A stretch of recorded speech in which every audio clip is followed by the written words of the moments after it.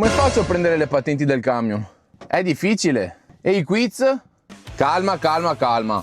Seguimi e guarda questo video fino alla fine che ti spiego passo a passo il metodo che ho utilizzato io per prendere le patenti. Io ho giocato molto di anticipo. Circa 2 mesi prima di iniziare a fare le patenti mi ero messo a guardare i video su YouTube e a fare i quiz per conto mio. Così poi quando sono andato in aula gli argomenti che spiegavano li avevo già sentiti. Quindi per me era più un ripasso che una lezione nuova. E questo è stato il trucco, arrivare già preparato, senza aspettare l'ultimo minuto. La costanza è tutto. Facevo almeno 10 quiz al giorno. Mi svegliavo, un quiz. Andando al lavoro mentre guidavo, un quiz.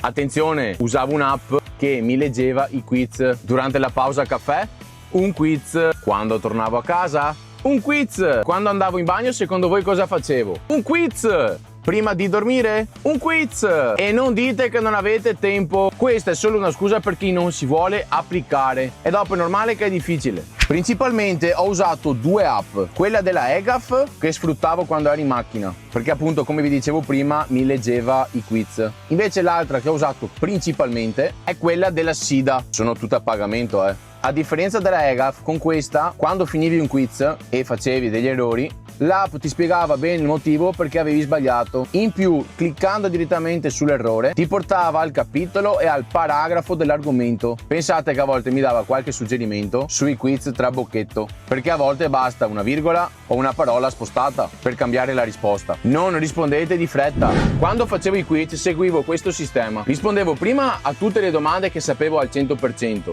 poi passavo a quelle che avevo un piccolo dubbio e alla fine lasciavo le domande quelle più difficili o un po' a trabocchetto, così evitavo di perdere tempo o farmi prendere dal panico. Non andare all'esame se fai troppi errori. Io tra la C e la CQC avevo una media di 0/1, massimo ogni tanto 2 errori.